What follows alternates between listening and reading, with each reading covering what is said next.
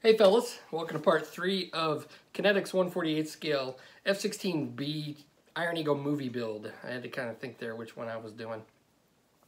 Got some good news and some bad news for you. This is going to be the final episode in this series. So the good news is it's finished.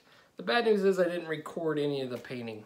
It was all stuff that I've went over before, a typical paint job. The only thing that was different about it is I just had to try to replicate the camouflage and the alterations that they did on the movie planes, and that was based on very few, not very good pictures of the plane that I was able to obtain. So based on the pictures that I've got, as poor as they are, I think I've come pretty close to replicating the bird that was used in the movie, the one that they went and got Dougie's dad in. So got that all finished up. We'll take a look at it here in a minute.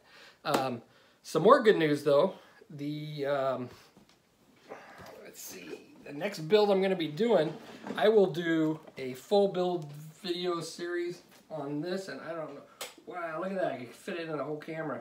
This is the 1/18 scale Harrier. I'm doing this for a buddy of mine, and I haven't been able to find any build videos of this online, and I think it's a pretty popular kit. So I'll do a real in-depth build series and paint series on this one. So this may be like a month or so long build. So this should be pretty cool. But I am going to go on vacation at some point, like in a couple weeks, I think. So my vacation's going to fall in the middle of this build, so there'll be a lapse in build in videos. So anyway, let's take a look at the Iron Eagle jet.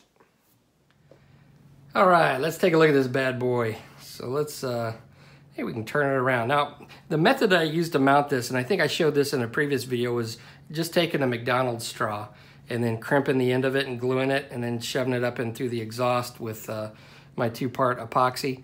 And that really does work out, because that little crimped end gives the plane or gives the rod a little bit of grip, so you can actually adjust this and move it and put it any way you want. And it's a pretty inexpensive way to do this, and then the plane slides off easily. So basically a McDonald's straw, that's all you need to mount these things, and some 2-part epoxy and some putty maybe.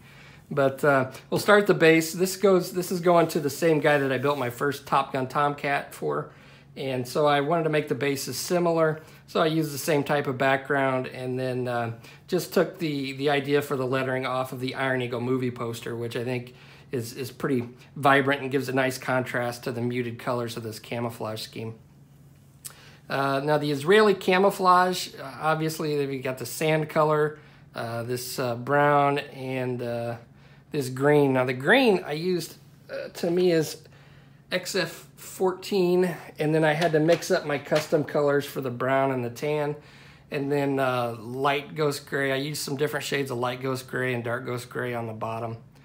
Like I said, the painting was relatively easy, just my typical, and I free-handed it. Some of the pictures I saw looked like there's a real soft edge on this, and then some pictures I've seen of Israeli camouflage, there's a little bit harder of an edge, but I don't know.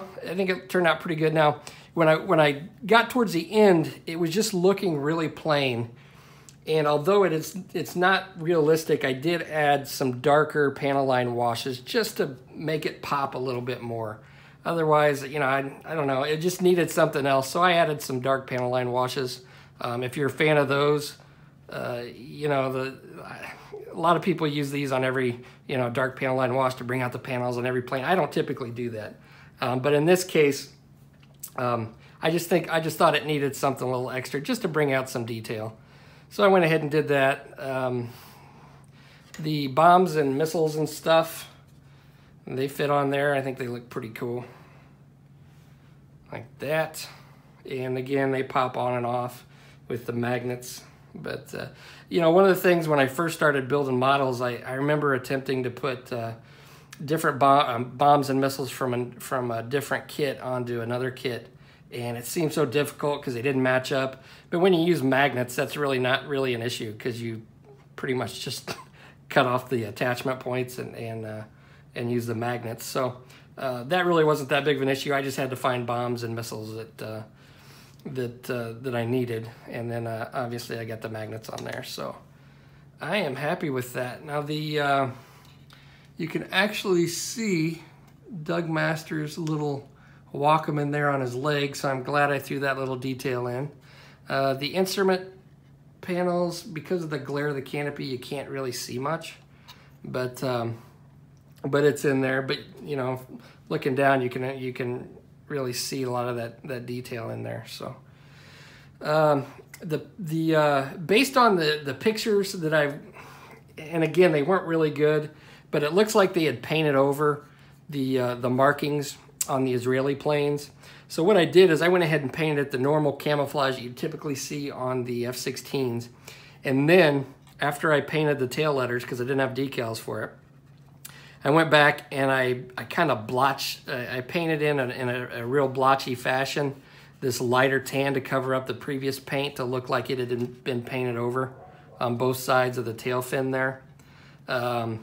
Now, in the movie, they've got the 2 stars and bars on both upper portions of the wings, and I think that was probably to cover up the Star of David insignias on the Israeli fighters. So there we go, and it didn't look like there were any stars and bars down here on the bottom. So, you know, if you're looking at this and say they're not supposed to have stars and bars on both sides, no, they're not, but this was what it looked like in the movie. So that's what we did. So there we go. I sent the owner pictures of it. He's pretty happy with it. And I guess that's all that matters. So there we go, fellas. I hope you've enjoyed this shortened build series. I know there wasn't a whole lot in there. You know, I don't like to put together a video and just go over the same crap that I've went over before. So there we go. I will hopefully see you on the next episode or the next video series on the 1/18th scale Harrier. And until then, keep modeling, fellas. See you on the next one.